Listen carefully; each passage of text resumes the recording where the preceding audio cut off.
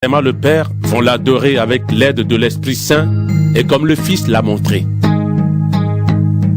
Oui, le Père cherche des gens qui l'adorent de cette façon. Ils doivent l'adorer avec l'aide de l'Esprit Saint et comme le Fils l'a montré. La femme dit à Jésus: Je sais que le Messie va venir, celui qu'on appelle Christ. Quand il viendra, il nous expliquera tout. Jésus lui répond: Le Christ, c'est moi qui te parle. À ce moment-là, ses disciples reviennent. Ils sont étonnés parce que Jésus parle avec une femme. Pourtant, personne ne lui demande: Qu'est-ce que tu veux? Ou pourquoi est-ce que tu parles avec elle? Alors la femme laisse son récipient à cet endroit. Elle part à la ville et elle dit aux gens: Venez voir, j'ai rencontré un homme qui m'a dit tout ce que j'ai fait. C'est peut-être le Messie. Les gens sortent de la ville et ils viennent voir Jésus. Pendant ce temps, les disciples de Jésus insistent. Maître, mange donc. Mais il leur dit: J'ai à manger une nourriture que vous ne connaissez pas. Alors les disciples se demandent entre eux: Est-ce que quelqu'un lui a apporté de la nourriture? Jésus leur dit: Dieu m'a envoyé dans le monde. Ma nourriture, c'est de faire ce que Dieu veut et de réaliser jusqu'au bout le travail qu'il m'a donné. Vous-même, vous dites, encore 4 mois et ce sera la récolte. Mais moi, je vous dis, levez les yeux et regardez les champs. Les épis sont déjà mûrs pour la récolte. Celui qui récolte reçoit déjà sa récompense et il rassemble tout pour vivre toujours avec Dieu. Alors, celui qui sème et celui qui récolte sont joyeux tous les deux. En effet, il est bien vrai, ce proverbe. Quelqu'un sème, un autre récolte. Je vous ai envoyé récolter là où vous n'avez pas travaillé. D'autres ont travaillé et vous profitez de leur fatigue. Beaucoup de Samaritains de la ville de Sychar se mettent à croire en Jésus à cause des paroles de la femme. En effet, elle leur a affirmé: Cet homme m'a dit tout ce que j'ai fait.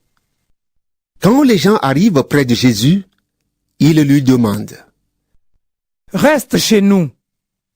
Et pendant 2 jours, Jésus reste là. Alors les Samaritains sont encore plus nombreux à croire en lui parce que c'est lui-même qui leur parle. Ils disent à la femme: Maintenant, nous ne croyons plus seulement à cause de ce que tu as dit, mais nous l'avons entendu nous-mêmes et nous le savons. Le Sauveur du monde, c'est vraiment lui. 2 jours après, Jésus quitte cet endroit et il va en Galilée. Lui-même avait affirmé: Un prophète n'est pas respecté dans son pays.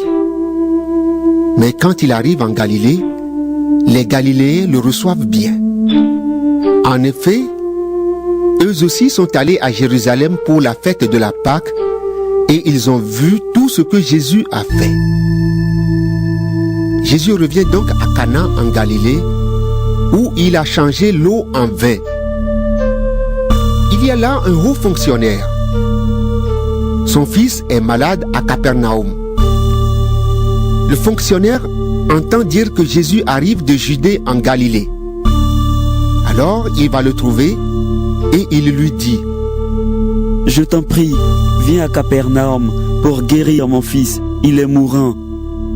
Jésus lui dit: Vous voulez voir des signes et des choses extraordinaires. Sinon, vous ne croyez pas. Le fonctionnaire lui répond: Seigneur, viens chez moi avant que mon enfant meure. Jésus lui dit: Va chez toi. Ton fils est bien vivant. L'homme croit à la parole de Jésus et il part. Il est encore sur le chemin quand ses serviteurs viennent à sa rencontre. Ils lui disent: ton enfant est bien vivant. Le fonctionnaire leur demande. À quelle heure est-ce qu'il s'est trouvé mieux? Ils lui répondent. Hier, à 1h de l'après-midi, la fièvre l'a quitté. Le père s'aperçoit que c'est l'heure où Jésus lui a dit « Ton fils est bien vivant ». Alors le fonctionnaire croit en Jésus et toute sa famille aussi. C'est le deuxième signe étonnant que Jésus fait. Cela se passe quand il revient de Judée en Galilée. Chapitre 5.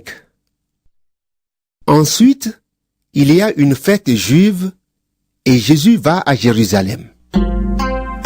À Jérusalem, près de la porte des moutons, se trouve une piscine avec 5 rangées de colonnes.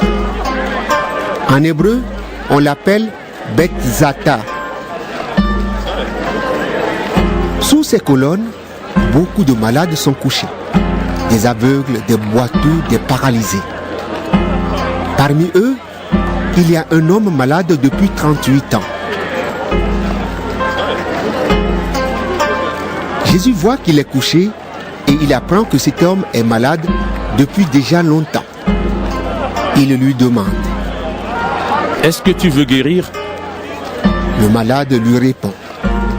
Seigneur, je n'ai personne pour me mettre dans la piscine quand l'eau se met en mouvement. Et pendant que j'essaie d'y aller, un autre descend avant moi. Jésus lui dit. Lève-toi, prends ta natte et marche. Aussitôt, l'homme est guéri. Il prend sa natte et il se met à marcher. Cela se passe le jour du sabbat. Alors, des chefs juifs disent à l'homme guéri. C'est le jour du sabbat et tu n'as pas le droit de porter ta natte. Il leur répond. Celui qui m'a guéri m'a dit, prends ta natte, il marche. Ces gens lui demandent. Qui est cet homme qui t'a dit, prends ta natte et marche? Mais celui qui a été guéri n'en sait rien. En effet, Jésus est parti parce qu'il y avait beaucoup de monde à cet endroit.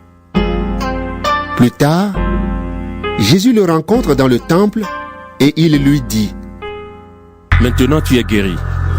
Ne fais plus de péché, sinon il t'arrivera quelque chose de plus grave. L'homme va dire au chef juif. C'est Jésus qui m'a guéri. Alors il cherche à faire du mal à Jésus parce qu'il a guéri quelqu'un le jour du sabbat.